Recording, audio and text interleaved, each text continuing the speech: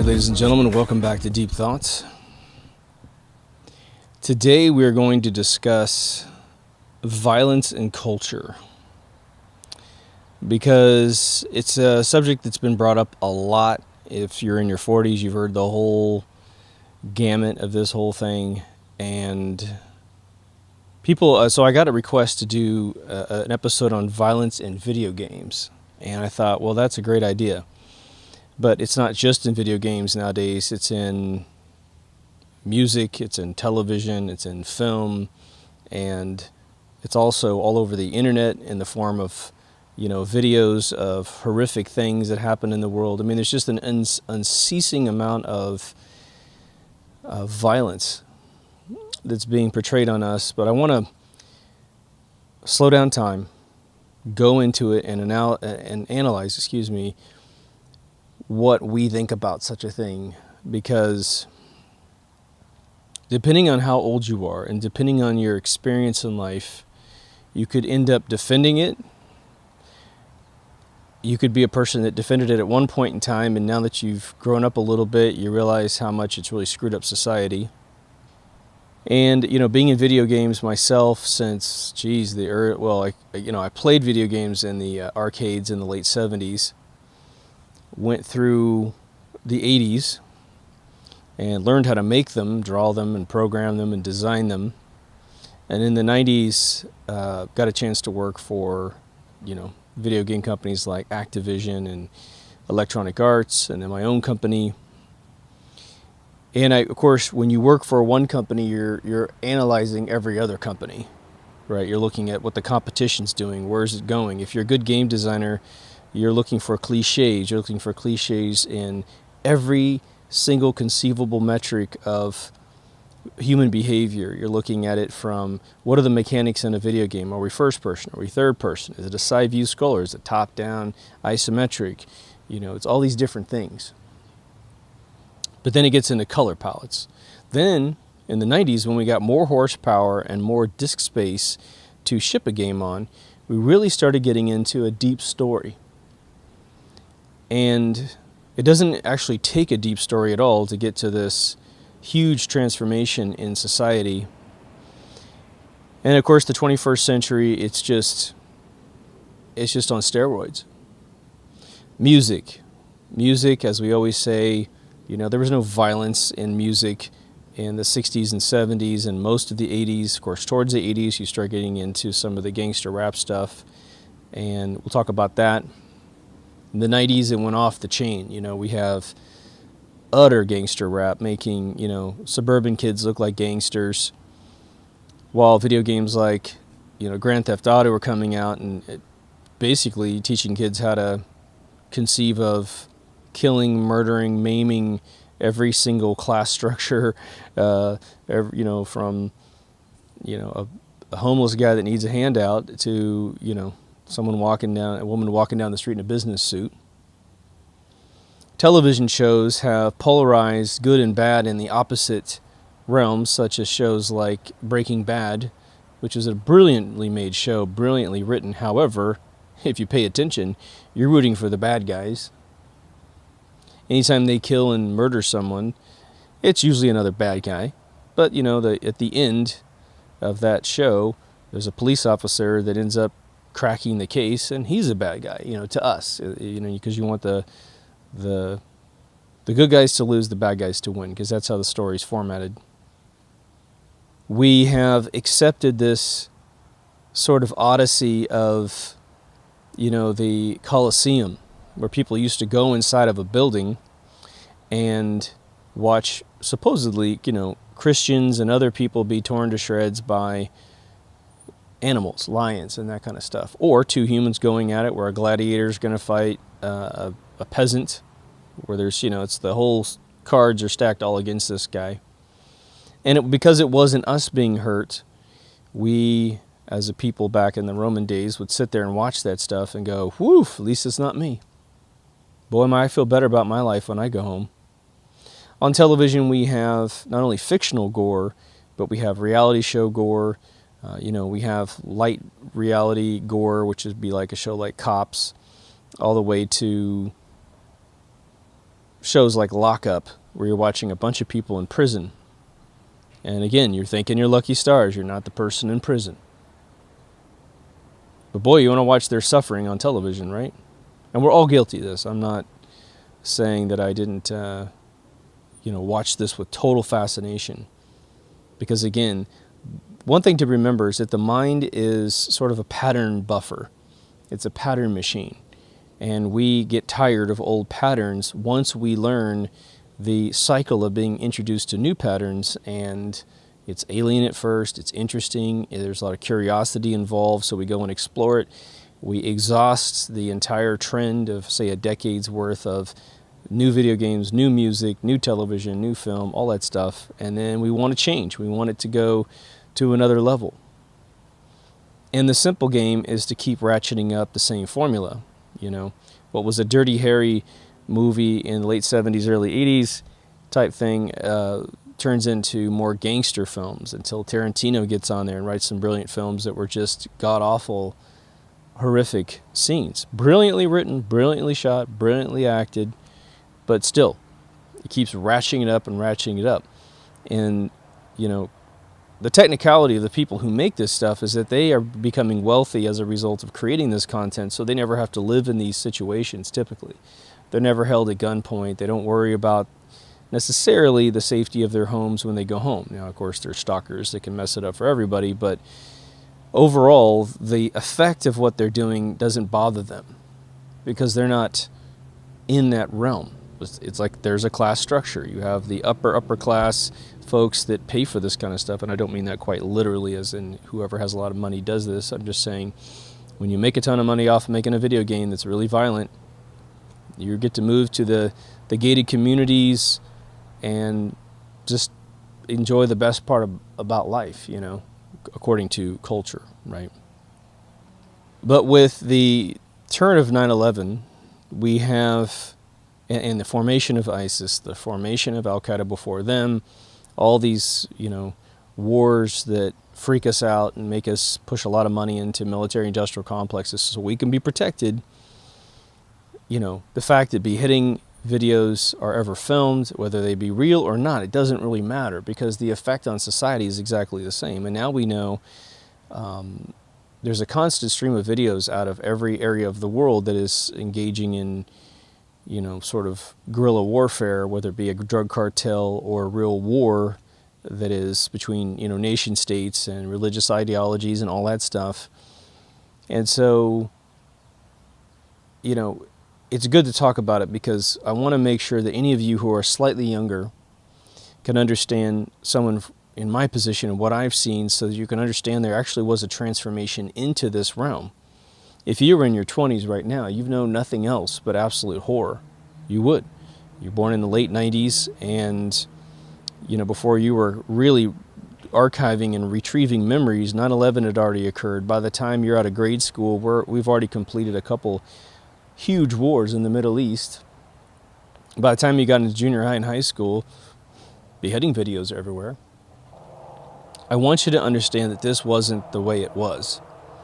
And without a television, without an internet, without video games, music, and all forms of media, you wouldn't have known a lot of these things occurred because they never happened in your neighborhood. They never happened in your circle, right? How many of you have seen something absolutely horrific on a media device, your telephone and a computer, whatever, a movie theater, a video game console, but in your real life, you've never seen anything like that remotely? In fact, you don't even know anyone who's ever seen anything like that unless maybe you talk to a soldier or a police officer. Well, I think that's the majority of the world. I think that's 99.9% of the world. And the problem with it is that we incorporate fictional situations and even real situations into our realm. So let's go back to what I can offer you, which is my upbringing. And I've loosely talked about this kind of stuff throughout a lot of different episodes, telling you what was a big deal when I was a kid and what wasn't a big deal when I was a kid. And I think it's very healthy for you guys to hear it. If you're older like me or older than me, you're going to nod your head. And you're going to be able to contribute other decade insights, such as the 60s and the 50s and perhaps the 40s. And you're going to know that none of this stuff occurred. Even though we had horrific wars and soldiers went off to World War I, World War II, Korea, Vietnam, and countless other wars in the world, depending on where you're from, our soldiers saw this kind of stuff. There's actually some very interesting statistics that have been released about war, that the amount of casualties inflicted were not as much as it could have been because of the moral ethics in both sides of the war. So take a World War I. You had a lot of Nazis that weren't willing to just willy-nilly kill everyone, and a bunch of British and basically Allied forces, as we call ourselves, right? We didn't always shoot to kill. We shot to warn, and we shot to kind of persuade them to retreat, to hopefully think it through and cease this entire war. Now, in the end, we obviously had to get really brutal with everything, but a lot of these wars never really end with a conclusion. They just sort of pull out, and that's it. So when I grew up in the 70s, all right, I was born in 69, all the way up till 1980, the sentiment of what was the average violence that you saw on television was minimal. There's a lot of you, including myself, that have watched old movies from the 30s, 40s, and 50s, and when someone got shot, there was barely any blood. Someone just grabbed their chest and fell down. And that was enough for society. And by the way, back in those days, unless you were a soldier, you were totally and utterly satisfied. Society was satisfied with that fictional reenactment of death. And what's funny is there's some Bollywood movies out there that we have these, the famous death scenes where a guy gets shot like 15 times in a room, and they keep editing this death scene for seems like 3 minutes, And yes, there was a little bit of blood added to that later on, but we were a very innocent society, and we were still able to fight for what was right. We still dropped bombs on people and hurt people. Not that that's a good thing, but it shows an interesting duality between what society was exposed to and what our soldiers were exposed to. And it's probably there's still obviously a drastic difference between what an actual soldier sees and what society sees, but honestly, when a soldier came home from, say, Vietnam, and someone talked about a horrific torture that happened to one of their fellow soldiers, people were horrified. And soldiers, again, like I've said many times on the show, they didn't come home and share it with their wives and their kids because it was too horrific to talk about. They know that the words that they had to speak at the kitchen table or out back on the porch or during a fishing expedition were so horrific that they didn't want to traumatize everyone in earshot. But today, I would wager that there's very little that a soldier could bring home in terms of a real-life experience that would mildly interest a teenager, because they see it all the time on the internet if you want to see it. And it's one of these things that, as I move forward here, let's remember that once you see something that is horrific, you can't unsee it in a way. Even if you tend to forget the visuals, the overall arc and horror that goes into your chest and circles inside your brain and then adds to other formulas of how to resolve conflicts doesn't go away. And so, I think that in the 60s and 70s that I was more familiar with by either growing up and listening to people who had grown up through those other decades or the one that I was experiencing, if you had a conflict, you didn't always have someone going and getting a gun or even envisioning a capital punishment situation. I'm going to shoot that guy. I'm going to kill that guy. Those kind of things weren't spoken very often. But I'm going to give you two examples. One's kind of silly and one is more on point. There was a show on TV called Good Times back in the day, and it's a family that lives in sort of the projects in New York, and one of the famous characters in that show is JJ. And he's just a fun-loving guy. The whole family's actually very fun-loving, but he's just off the charts positive kind of guy, always looks towards, the good in people. And there was an episode where he was being cornered by a gang in his neighborhood, New York, and they wanted him to join the gang. And he was kind of looking for a rite of passage, so he kind of agrees to it because he figures, what are we going to do? We're going to wear our colors, we're going to walk around and protect our street. What's the deal? Maybe we'll get into a little skirmish here and there, but no big deal. Well, the leader wanted him to prove himself to the gang using a gun. And some little, revolver, pea shooter gun, some little 38 or something. And the episode was shocking to all of us in the 70s. And of course, I was a little kid, but the idea that a gun was being introduced into the show was a huge deal. And the whole moral of the story was that you don't want to do that. This is not the way to solve problems. And it was kind of a shocker for late night sitcom realism.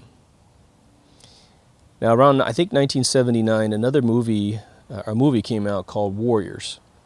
A lot of you have seen this. They've made a video game after it at Rockstar. I happened to see this film when I was really young, when it was in the theaters. And what's interesting about this movie is the movie is about a gang from Coney Island that is called to a central meeting in the Bronx. And there's a big gang called the Riffs. And the Riffs want to bring all the gangs together and all the kind of affiliates of the gangs and take over New York completely. Fight all the cops off, I guess, kill them or whatever, but at least fight them off, take over the city, and they'll rule the whole place. And then I guess it's like expansion from that point forward, right? And this guy, so the Coney Island gang goes to this central meeting in Bronx, and the way that it goes down is they said they want 9 delegates from every single gang to go. They don't want the whole gang, and they don't want anyone packing. I mean, no weapons, right? And so they go to this meeting, and this guy Cyrus comes up and gives one of the most legendary speeches ever filmed about how to bring this together. And this punk-ass gang, whose name always escapes me, even though I've seen this movie probably 200 times, brings a gun. Again, like some 357 or something. And he manages to shoot Cyrus right after he finishes his speech. He's up on this kind of wood structure and kills him. And the whole place freaks out. I mean, I don't even know. It was like probably 10,000 people at this rally or something like that. And everyone's freaking out. The cops show up, turn their lights on, which is probably why most people are running around. But this gang who shot Cyrus then points at randomly the leader of the Warriors and says, there he is, he did it, the Warriors did it. And so the rumor goes around that the Warriors killed Cyrus. And so the gang, that guy basically gets beat up. The gang starts their trek back home on foot. And now every single gang in New York, as commanded by the Riffs, using a DJ, is instructed to capture the Warriors, to pay for what they did. Now, of course, at the same time, this other gang that really did it's kind of meandering around and causing trouble. But it was a huge deal that this gun was brought there and that he was shot. It's not that people didn't die in New York. Come on, it happens. And, New York used to be very violent in the 70s and the early 80s. But here's the thing. You might think, well, no one had guns at that meeting because, and this is a fictional story, but this is written based on sort of what society would accept as a legendary gangster movie, like a real, not mobster gangster, but just sort of gangs in New York, right?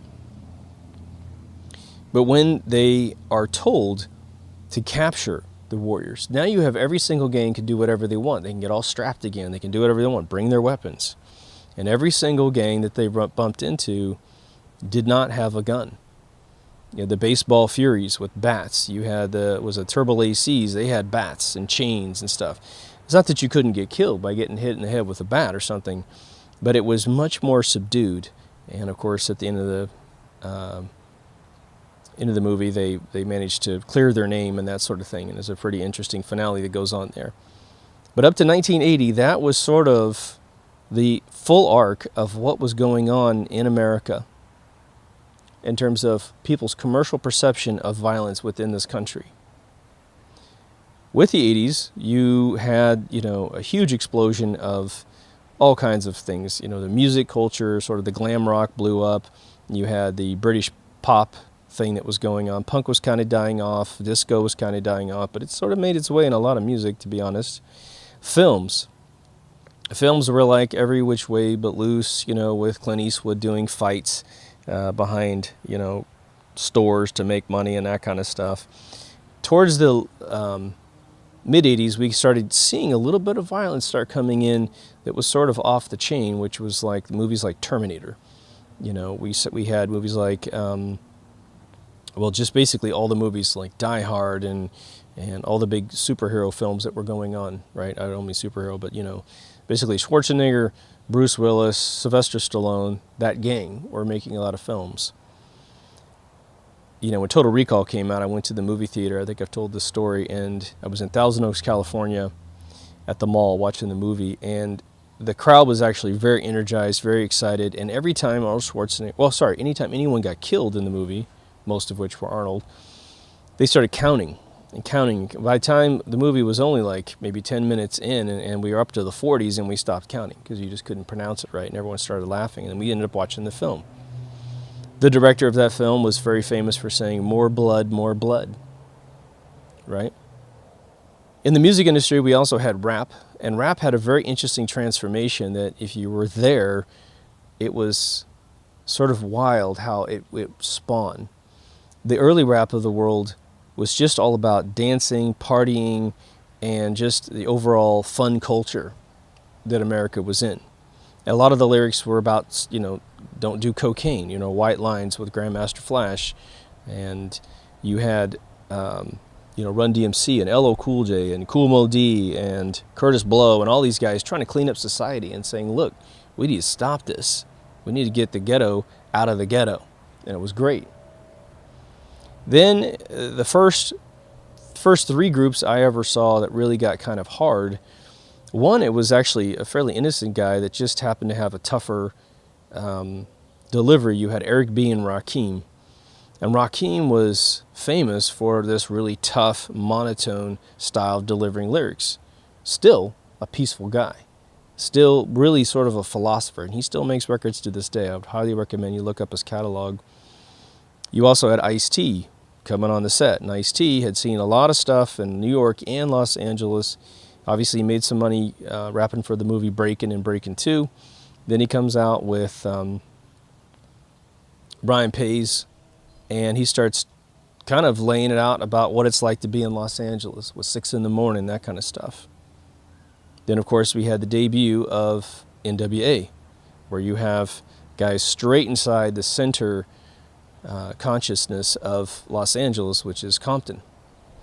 And they started revealing the police brutality and the world that they live in, and started rejecting this automatic obeying of police officers. And what was interesting about it was that I think in most communities in the United States, police officers were good guys, 100%. You're talking about, again, a fraction of a single percent of cops in the ghettos were disillusioned with trying to figure out how to control the chaos in these areas, right? And of course, drugs were dropped in, so you had cocaine from the Club 54 was too expensive for the ghettos to buy, so someone brilliantly creates crack cocaine and uses both the Crips and the Bloods to distribute it all over the ghettos, which obviously oppressed the ghettos. And so there was a lot of violence in trafficking these drugs because it's worth a lot of money, and if you're standing on a particular street selling a drug and someone else wants your position, there's going to be a fight. And guns started becoming the solution very quickly. And so it went crazy. Well, by the 90s, all right, we start having this really interesting twist on society. We have a lot of this interesting, well, first of all, too, the music, when music is fantastic, but the lyrics are really intense, these gentlemen are doing a fabulous job of telling the story of their culture and the violence that they're running into. However, you got kids in safe neighborhoods like the ones I grew up in the Midwest, hearing this, loving the music, and then emulating the lyrics in some way, shape, or form. It's not like, a lot of gang violence happened in, middle America necessarily, but you start having kids talk about the whole concept of using a gun and killing someone as sort of a first resort solution to any conflict that they're experiencing in life. Something that before was unthinkable is now being indoctrinated into them through this huge endorphin rush that they get when they listen to great music. Now, in the sort of more affluent white neighborhoods, you might have a bunch of kids that listen to it and understand, hey, that's their world. I love their music, but I'm not going to change my style because I live in suburban, urban America, and it's all peaches and cream around here. We may not be rich, but we're not dealing with these drug cartel problems, right? So, and I've talked about sort of the demise of this stuff in previous episodes, but I'm just going to be kind of focusing on how it may have turned a little bit dark and a little bit violent. And grunge music sort of came out with obviously Nirvana leading the way. Again, I always give them the credit for creating that genre, but they weren't violent by any stretch of the imagination. No grunge music was really violent, but what it did was it took the happiness arc that we're supposed to be enjoying by listening to music, and it really was it was called grunge for a reason, right? And there were some social messages in some of the songs, which I think were very powerful, but overall it was sort of, you've got Green Day kind of bringing back sort of a power chord punk thing that was really cool, but the overall tone, as I watched in the Bay Area, in San Francisco area, and I never lived in San Francisco proper, but I lived about 30 minutes south, but I would go to buy tickets for concerts or wait in line for albums to debut, and these other kids are waiting for their the latest grunge things or grunge tickets, and you started to see society start to dress like hobos. It was interesting. It was this whole fashion trend. Again, today we don't, if men go into clothing stores in 2017, we're still stuck in the grunge era, right? It's how much fucking flannel can you buy, right? It's absolutely ridiculous, in my opinion. We have stopped innovating almost entirely in a fashion sense, But the other big appeal to this stuff was that when we had sort of, your 70s music and your 80s glam, as much as that seems a little fruity today, it felt hard. You still had your pretty heavy bands out there, but guitar solos felt hard. It felt manly. And so I can't speak for the ladies, but for the men, we sort of need things in our lives that make us feel like who we are inside. And so a lot of that music kind of satiated that need for, listening to something rough when you're driving your vehicle, when you're on a boat, on a lake, when you're doing something in the backyard. It just kind of brought out that sort of alpha male programming that most of us have until it gets repressed through culture, right? Well, in the 90s, you've got sort of grunge, which is sort of bitch and moan. You've got tons of money. You grew up with a silver spoon in your mouth, but you're going to convince yourself you're suffering. And that builds a huge arc of depression in society. And when you have a huge arc of depression, it starts to erode all of the virtue of man. The disenfranchised today is essentially a movement split into all kinds of different names that we're now having to spend our time, wasting our time, instead of rebuilding our countries, rebuilding the financial systems in the world, ceasing all these wars, getting rid of the bad guys. So we have these groups that are essentially forcing society to waste energy, right? But in video games, okay, let's rewind, because we're gonna have to analyze each layer of what we think might be happening here. You had, cop shows have always existed pretty much since television came on, especially, I would say, the 70s with Columbo and all that kind of stuff moving up. But there's always been some cop show out there, and what's really fascinating about watching old episodes of shows that are, back in these eras is that the crime scenes and the evidence that's analyzed in these shows has grown and grown and grown, more grotesque and more vivid, even beyond reality, where a body that's shot might just have a hole in it and a little bit of blood. No, now it's like huge, gigantic wounds, exit wounds, gigantic pools of blood, that don't come out of human beings, all cherry red all the time, as if blood doesn't change color once it's oxidized and dries up. And today, there's really no limit to what you could see. A person could be filleted, they could be burned alive, and they'll show some prop on television that actually looks exactly like that, or again, beyond the way it would look similar to movies like Seven that came out and started showing this kind of stuff. And so on television, we can prove just by looking at cop shows, again, looking at the crime scenes underneath the blanket and looking at the forensics analysis at a morgue or something, that it's gone really dark. With video games, we've always had usually some sort of gun that shoots something. Even in the most primitive game like Space Invaders, you've got a little ship down below that's shooting a missile up and it's hitting aliens. But the aliens were made cute, the music was kind of groovy, and it wasn't really blood and guts, right? Well, we know that before the 80s were over, the coin-op games had, Mortal Kombat and Street Fighter and just all kinds of titles where you had blood everywhere. It just happened, but it started happening more and more as the formulas, aka patterns, of what we consider to be entertainment started boiling off. And so it was ratcheted up. And they kept fighting, census organizations to keep it out there. And eventually, when I joined Electronic Arts, there was no, maturity setting or maturity labeling on the outside of boxes. But by 1999, we had this new group which was saying this is mature content, G-rated, what have you. And today we don't really use it to sanction what kids see. We just use it as a method to figure out what games we like. You might like mature content, so you're looking for the M. I want something hardcore. So it's really a mechanism to buy games and not much in a way to keep little kids away from it, because you know how it works, right? You tell little kids something's forbidden, and that's the first thing they want to smuggle into their world. People who are big fans of the book Catcher in the Rye, that book was banned almost the second it came out, and then it was the most sought after book by kids. And so that happens. When the computers got faster, the game engines got better, and the medium that Marshall McLuhan talks about, where he says medium is the message. He says, look, the way that you get the information is actually slightly, if not grossly, more important than the information that you get, is usually lost in translation. What that really means is how many senses can you engage in the player to convince them that what's happening that's actually fictional seems real. And so as technology continues to evolve, now we have virtual reality, we're going to have augmented reality, where fiction is going to be blended in with reality. Again, it starts off, all cartoons and it's cute, and it could get really intense, right?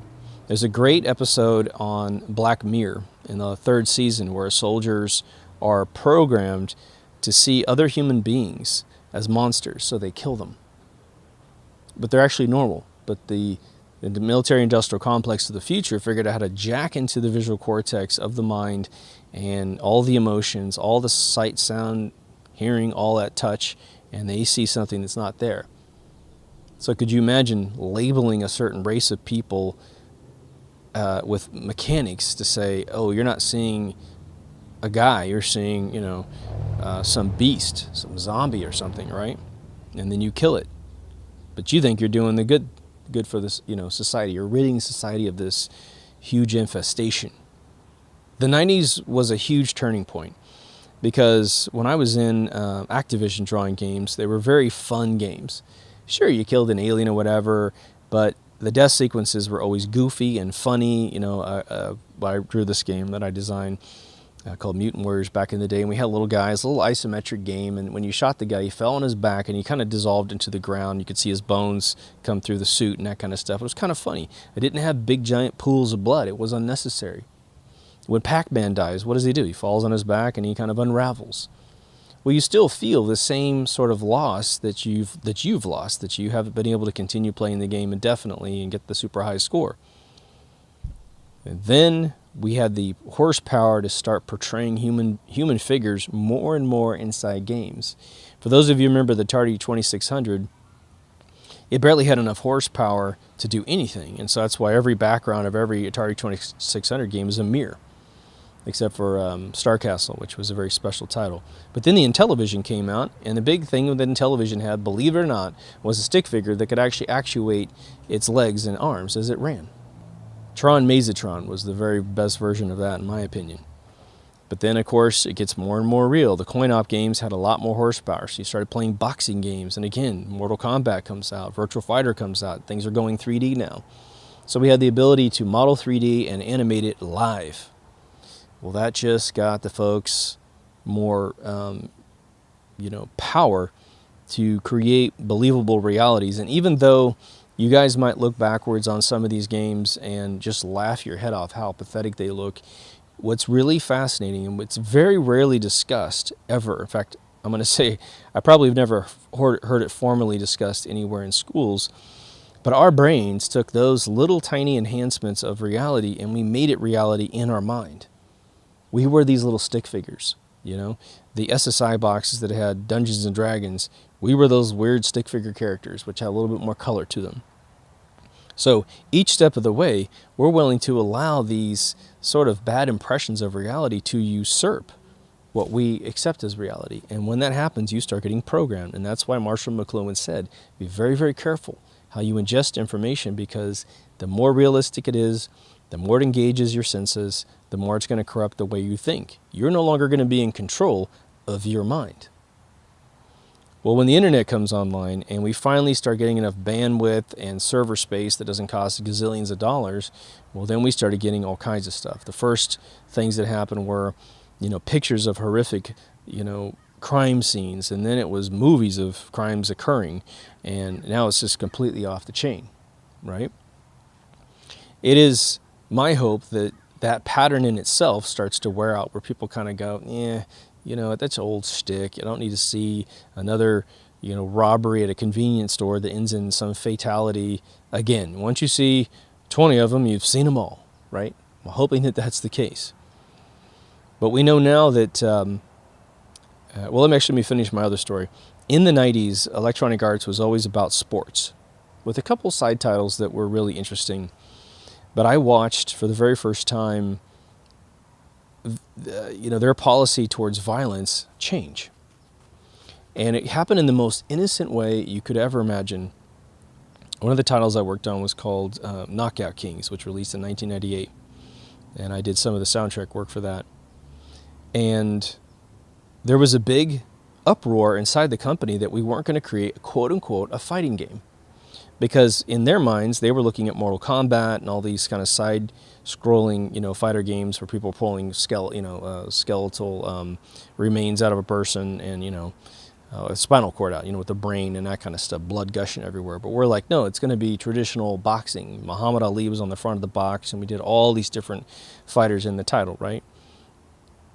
Well, we sold it as a normal fighting game, and of course, it did fairly well, and it's a franchise. I believe it still continues. But that morphed about 3 years later into violent, like street fighting type gangster battling games. It wasn't the same engine or the same company or anything like that, but we had kind of oiled down this whole thing that Electronic Arts couldn't do that. And part of it had to do with the bottom line. Other companies were creating horrific games. When you really, if you put yourself inside of Grand Theft Auto, for instance. Hey, if you're intelligent and you see it from some 60,000 point view, it's a game, and it's not reality. But in the end, if you play that game from start to finish, you've killed a ton of people. You've killed it as part of the narration of the game, and you've killed it just to get from point A to point B. So in yourself, your brain has said, I kill people. And if anyone gets in my way, even just driving down the street, I don't have any problem with killing anyone who's crossing this street. I don't have any problem with driving on a sidewalk and killing people, right? Consequently, the first drive-in theater movie I ever saw was Cannonball Run and Death Race 2000. This is probably in 77, 78, somewhere in there. You guys can look up the movie. And Death Race 2000 was really unprecedented film. Now, we had a lot of scary films. We had Exorcist, which to this day, Exorcist 1 is pretty amazing, right? But inside Death Race 2000, the whole thing is to go from point A to point B and kill as many human beings as possible. And the more rare the human being, the higher score you got. So they were making movies like that, but it was very, very niche and rare, and there's always some uproar and protest about them ever showing those films in movie theaters. Exorcist got kicked out of a lot of theaters, just tons of movies back in those days. So society was still pushing back on this conditioning of mankind. Of course, most of you know that when Elvis Presley danced on television, they thought his pelvis gyrations were too much. And it did affect the way that the 60s evolved. He kind of unlocked the door, and then about 10 years later, you have just this incredible revolution in sexual promiscuity. We have, venereal diseases that exploded all over the world because of that. We didn't win. We didn't win that race. We kind of spread our wings and got a lot of experimentation out, but we kind of lost at the end of the game, right? But today we live in a much different world, right? We have sort of no limitation to any violence that you can conceive of. There's I forgot the title, but there's a brand new game coming out which looks like H.R. Giger's amusement park, where you're in the bowels of hell, basically. You're inside sort of that H.R. Giger alien world, running around with demons coming at you, and it's all pain and suffering. The very fabric of the game itself is pain and suffering. The walls look like they're suffering, right? So we've had a lot of groups that have been sort of hidden away, operating behind closed doors, little secret societies and that kind of thing, that can now fund games to indoctrinate children into these horrific thought processes, right? Where again, the major thing is the value of life. I probably should have started off with that analogy. The value of life, say in 1970, was very high. And today, I think the value of life, I don't know what it is, but it's not, I wouldn't call it high, because we see it all the time. When you turn on the television, let's just say you had an experiment and you had 15 minutes with a remote control and you won a prize, and you have to see someone die on television, fictional or real. Probably more fictional than real, right? But you dial around. I don't think you're going to be worried about winning that jackpot in 15 minutes, because you can find a show where someone's being shot. Something's happening, even if it's funny, right? Now, with the internet, we did get a huge reprisal of classic video games that don't have a lot of death in them. So that's kind of nice. There's, some of the most popular games on mobile devices have no death in them that is the least bit realistic. You don't think about it in any way that you map it to yourself. There's, the beautiful game Flower that came out with the PlayStation 3. Remarkably beautiful game. They just sequeled it just recently. And so there's a lot of really fun things. Tetris didn't have any death to it. Rubik's Cubes didn't have death associated with it. But again, those patterns are over. We're not engaging in that form of entertainment anymore because it's just not that exciting, right? It's not new to the mind. I will say this, there are video game companies out there that are actually founded by former drug cartel heads. And they made a lot of money in drugs, and they took it and they laundered it into video games. And I won't identify them, but I'll simply say that their games are the most violent games in the world. Bar none, all right? So they took their real-life experience and they boiled it in. Now, a lot of these game companies that are like that, there's only a few, but they've managed to kind of go past a little bit of that. Some of them have franchises that people demand get sequeled, and so they keep upping the carnage. How could you sequel a game that's all about blood and guts? You can't reduce the amount of blood and guts, right? Because then we're going backwards in the pattern. And there was a brilliant expansion pack to World of Warcraft that Chris Metzen, I believe I have his symbolism and metaphor and thought process correctly paraphrased for you. But he created the one called Mists of Pandaria. And it was sort of this panda world that really restarted. It's kind of based on Japanese lore, or a lot of the kind of Asian sense of honor, right? And he was interviewed at the BlizzCon before it came out, because a lot of us saw it and we thought we're looking at, the movie with Jack Black and the panda. I forgot the name of it. Sorry. Keep thinking Panda Express, which is the restaurant. But they came to him and said, look, it doesn't look that violent. It doesn't look that amazing. And he said, well, why don't we take a break from violence? Why don't we just learn to dig each other, and let's have some honor among men? And this little tiny interview, and you could see him, and at first I was going into this expansion thinking it was going to suck. It was one of my favorite ones they ever did. And I watched him sit at the table at his own, BlizzCon, and after he said whatever the hell he said, which I believe I just paraphrased it properly, I all of a sudden felt great, and I was like, oh my God, there are people in power that actually are seeing the same thing I'm seeing, and they're trying to kind of undo the darkness of it all.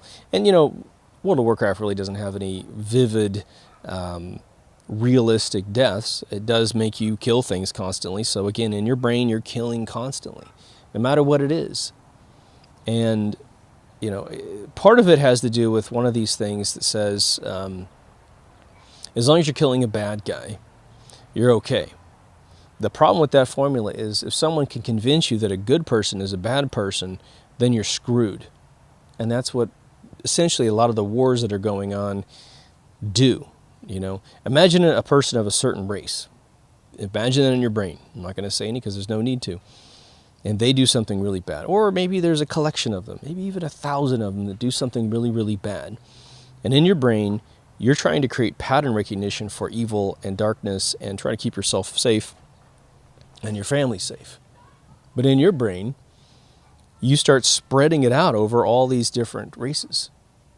Or everyone of that color, and you're trying to discern who's good and who's bad. You don't have the means to do that, so you just cut your losses and say that whole race is like that. That's not the truth.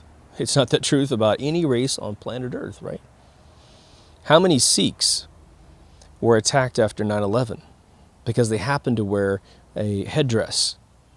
They're not remotely related with even the propaganda of who did 9/11, right? But they're being attacked. When I was in the Bay Area, there was all kinds of horrible stories about people walking down the sidewalk, getting out of cars, getting chased by people and beaten up. They had nothing to do with anything. So the other thing you need to know, all right, is that this isn't all willy-nilly randomness. And I'll remind you of a story I told probably in season 1. I'm at a game developers conference in San Francisco. I'm in the Moscone Center, and I'm getting my food in the morning, and I'm going to sit down at a little table and eat. And I bump into this woman. She's got a British accent. She looks a little geeky, but she doesn't look like she plays video games. She looks like she's a little out of the pocket, a little older.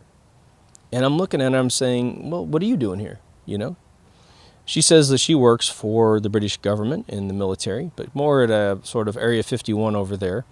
She said that the base that she worked on, the Prime Minister of England has to get permission to visit. That's how secret that place is. And the only place we have like that, to my knowledge, is like really Area 51. And I'm sure there's plenty of other think tanks that have the same restrictions. But she said, I am here because I and my group are trying to figure out what makes kids want to play video games. And so we started talking, and I'm the way I am. She had no idea. So she said, we started talking. She got really interested in my perception of this stuff because I've always been a big into the neurology of why people like to play games, similar to the Nintendo team in Japan. And she said, do you mind if I send you a little questionnaire after I get back to the UK? And I said, oh, that'd be great. Gave her my email. I got home. She sent me this Word document that was huge with tons and tons of questions. And I was extremely busy running my game company, and I had to essentially bow out of it. And the funny thing was I started kind of asking her if she knew about the Bilderberg Group, and I referred a couple books to her, and then boom, it just shut off. It was amazing how, because she replied back once, and she said, no, I never heard of that. Oh yeah, sure, send me over the content. And she basically disappeared out of my communication. But someone was trying to figure out why kids play video games. And it's from a military analysis standpoint, right? Now, I can't imagine this person is the only person trying to do this or what have you, because they don't need to visit game conferences to actually get the real data. They can just sit around and think about it, and they probably figure all the stuff out they need to figure out. And I think they figured it out. There was also a huge infusion of cash from the Army into one of these first-person shooter companies in sort of the early 2000s, where they were financing war genre games. Now, why they were doing that, I don't know, because the regular game companies were taking full advantage of the opportunity, and they were doing a brilliant job at it, much better than these games that this Army subsidy relationship was creating. But why would they do that? Well, we know that there's according to Nick Rockefeller, they're trying to create a 100-year war where we can't find the enemy, because it's always some agency with a name. And of course, the propaganda always points back directly to the group that they want you to hate, so that when they want to finance a war, well, you're right there, because you're trying to protect yourself. It's hard to be informed about all the evil things in the world when you're trying to provide for your family and work a job and sustain, right? So let's talk about sort of what to do today. What do we do today about this? Because if you're a parent of a child, you know for a fact that if something is really, really popular and you take it away from your child, or try to demonize it or expose it to your child, you are stuck inside of a consumerism bubble where your child is essentially measuring their love for you based on what you give them, because now every holiday is a gigantic spending extravaganza, right? So you know that there's a huge problem there.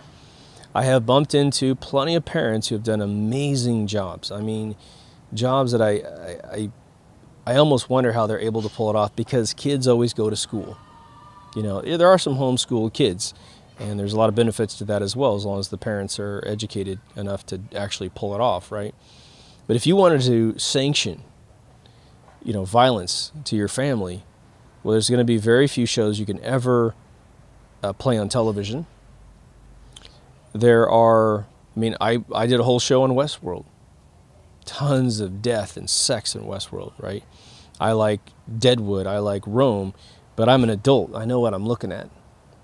But I'm not immune from the conditioning or the desensitivity of horrific things. But it's a job to watch a show, have it affect your mind, and then at the end of the day, sort of take all the junk out and throw it away. It's a very tough endeavor. And so I wouldn't say it's for the weak of heart to go in and commit to ingesting bad content and then getting yourself out of its damage, right? But the simple answer is essentially the doctor that seems to have very little bedside manner, but they're telling you the actual truth of your condition. They're telling you you can't eat certain foods and you can't do certain things, or you're going to die. Now, if you're a parent, I'm just going to tell you, or I'll ask you, why did you have children in the first place? Why did you have kids? So you can have some company? Sometimes that's the answer. A lot of you have children because you want to see the lineage of your family move forward. You don't want to just die and that's it. Your gene stops, and so you have children. Okay. Well, you're usually a good parent, and you're trying to help your kids see as much as they can see. You enlighten them. You give them as much knowledge as you can give them in the time that you have them at your disposal before they enter the world or rebel against you or what have you. And so, in my experience, and going back over my own lifestyle, those first 10 years are massively important. And being extremely honest with your kid really allows them to trust you and to know, even if the information is not what they wanted to hear, and they might pout and yell and call you names and whatever, they're hearing you. They're hearing you, and they don't want that information to be true. When you have to break it to your kid, if you raise your kid on Santa Claus, eventually you have to break it to him that he's not a real dude. All right, well, you know that it's not a happy day for them. And they might get angry at you, but eventually they wake up and they find out you're telling the truth and that you had societal pressures to raise them in that whole thing, and they cut you a blank check. But you're going to have to do two steps. One, you're going to have to increase your sensitivity to all this death and violence. You might choose to let them see a little bit because you think, well, they're going to go out from under my wing at some point, and if society doesn't stop it, I don't want my kid to be naive to the world. And so you might let a little bit in. You might choose to describe it verbally and not let them see it visually. So they're a little bit prepared, but they don't have these scars where they're trying to grow up and figure out how to, find a partner or find a job or study hard, right? These are all basic things I know a lot of you know, but how many of us really want to do that, right? The other one is to simply supplant entertainment at your house with very intense, enjoyable things that have none of this stuff in it, such that your kid really doesn't have any preference for the darkness, right? When I raised my kid, I thought that repetition of films was going to build her memory beautifully, and it worked like a charm. So I picked out a bunch of movies that I thought have absolutely no chance of hurting her mind, like Wizard of Oz, the original Willy Wonka and the Chocolate Factory, the movie Explorers, and that kind of stuff. Really fun-loving films, and there's a bunch more in there, Three Amigos and that kind of stuff. And you know, Three Amigos has a few gun battles and that sort of stuff, but it's almost like there's no pain in any of the deaths. It's sort of the old-fashioned comedy, right? But I kept her away from anything that was going to go, you know, racist, anything that was going to go blood and guts. And so my kid, she loved these things. She loved the franchises. And so her guttural preference is to steer away from the darkness because she was never addicted to it in the first place. And even though it was a new pattern to her, the horrific nature of those patterns is now understood by her because she's like, hey, when I grew up, I didn't have this stuff in my life. To the best of my ability, I gave my kid a 1970s upbringing, you know, in the late 90s, early 2000s. And so she got to probably 2005 and never knew anything about what was going on. She didn't need to. She couldn't affect any change in it anyway, right? So we protected her brain. But the other one that you don't really think about a lot is your own ingestation of this stuff, your own consumption of this stuff. Even though you're a grown adult, maybe you've been to war. Maybe you suffer from a tiny bit of PTSD. You can get PTSD without going to war, by the way. Any traumatic situation where you may have lost consciousness for a split second, you can't really find an origin to what happened to you, and this emotion swims around inside your mind and makes you feel angsty. It could be someone shouting at your face. It had nothing to do with getting hurt. Now, let me just utterly close on this concept because I'm losing my light here. We all walk around with a sort of state of being, a frequency that is either happy or sad or somewhere in between. You could feel angry and you won't even know why. It's like a weird, subtle PTSD. Some of you will be aware of this and you will say to yourself or a close friend, I don't know, I just feel angsty, I feel strange, I feel sad for some reason, I don't know why, you know. And we know that females struggle with certain cycles sometimes. Some females do, some females don't. But outside of any of that stuff, right, just a normal, it should be a wonderful day. There's nothing biologically going on in terms of a cycle. You get to the point where you're like, you know, I need to stop this because it's really eating me alive today. And so you sit there and you search. You search in your brain for what's going on. At that point, you need to be utterly and completely honest with yourself about everything. Review. I do it out loud so I can hear my own voice. It really speeds up the process. But I review things of why I might feel a certain way, and it's usually within no more than 5 minutes. I mean, probably like 2 minutes. I figured out what it is. And sometimes I need to make a phone call and talk to somebody and say, oh, you know, this thing that happened between us, you know, I want to make sure we're all good with that, right? Sometimes it could just be sheer lack of social interaction. You're like, oh, I gotta go talk to a friend. I gotta go hang out with somebody. You know, I've been cooped up working too much today, and I gotta get out and see things.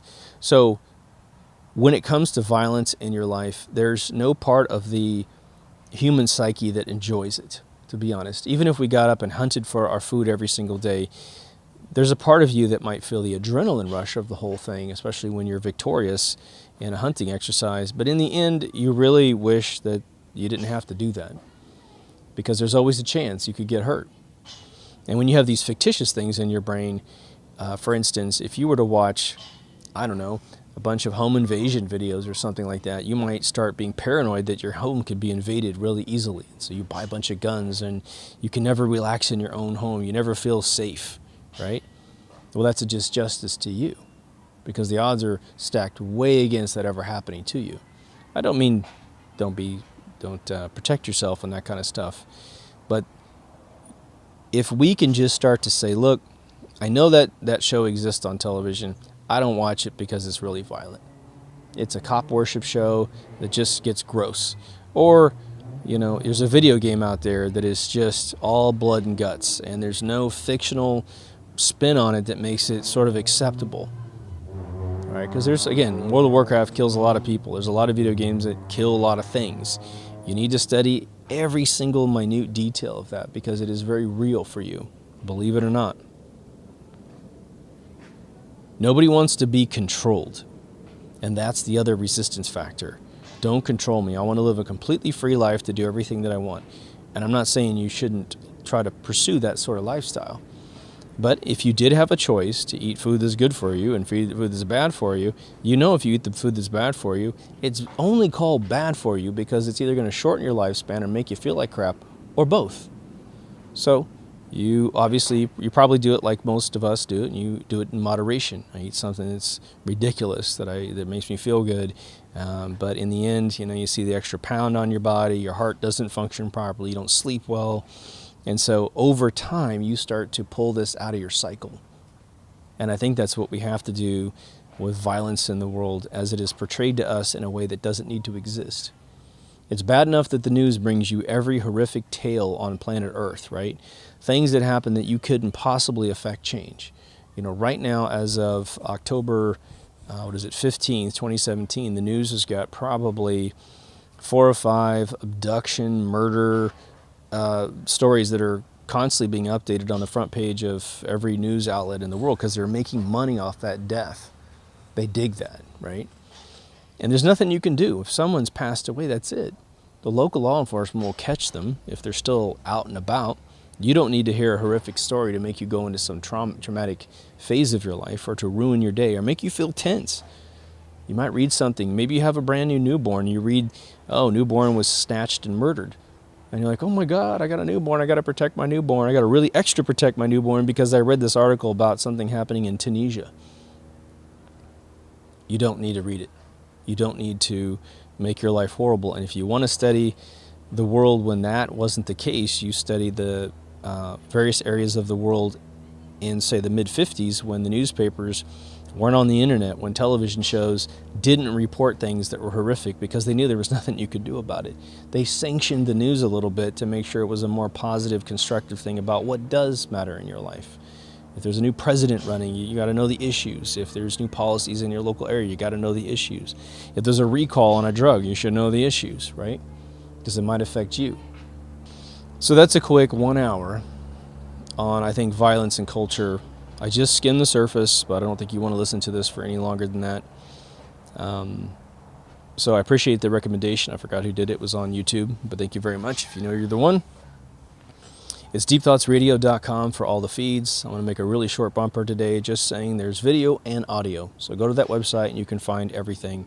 And there is a Patreon account if you want to support me on a monthly basis. Anyway, take care of yourself and someone else, and I'll see you in the next Deep Thoughts. Over and out.